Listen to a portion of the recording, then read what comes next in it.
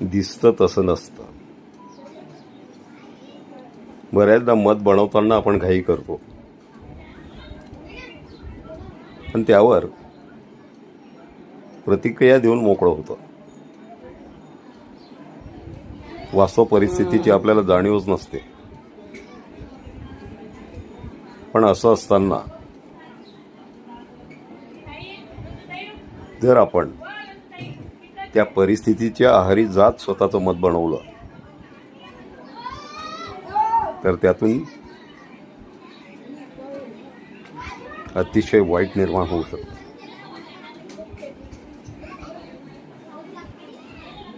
नाती विखुरतात, मतभेद पसरतात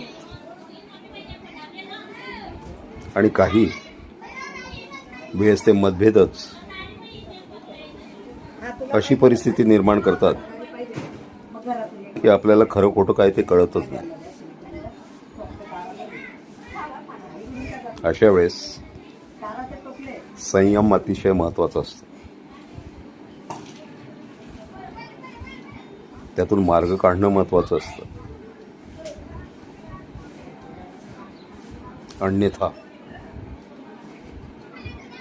मार्ग काढायलाही वेळ मिळत नाही.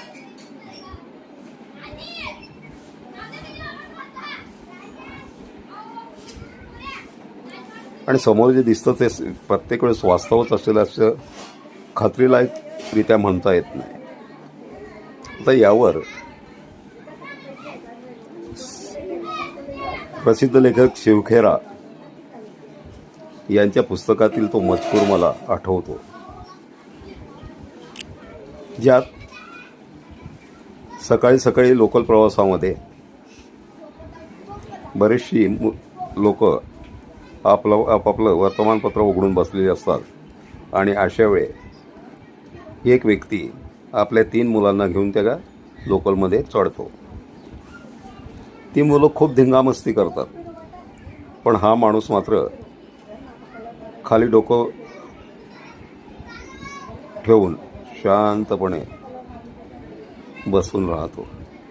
जणू काही त्याला बाहेरचा गोंधळ ऐकूच येत नाही. अनेक प्रवाशांच्या नजरा त्याच्याकडे रागाने पाहतात आणि प्रत्येकजण विचार करतो की ही मुलं एवढी हल्लागुल्ला करत आहेत आणि तरीही ही व्यक्ती यांना आवरत का नाही. काही वेळाने वैतागून एक प्रवासी उठतो आणि त्या मुलांच्या बापाला हालून जागे करतो. अरे बाबा, ही तुझी मुलं किती गोंधळ घालताय आणि तू निवांत बसलायस. त्यांना शांत कर, काहीतरी कर त्यांच्यासाठी. त्यावेळेस ती व्यक्ती जे उत्तर देते ते पाहून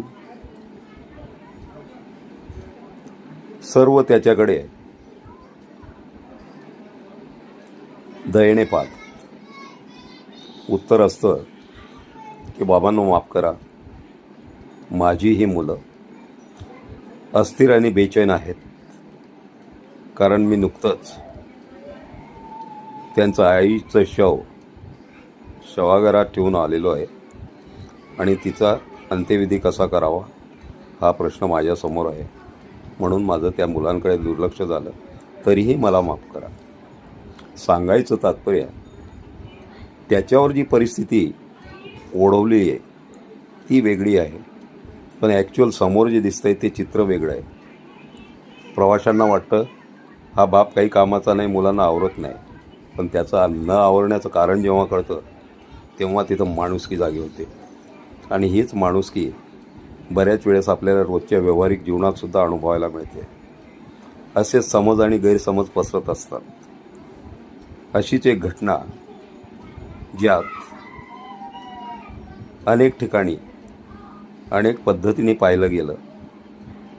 त्या नात्याला तडे गेली, नात्यातील भेगा वृंदावत गेल्या आणि अविश्वासाचं वातावरण सर्वत्र पसरलं की जेव्हा वास्तव पूर्णतः वेगळं होतं.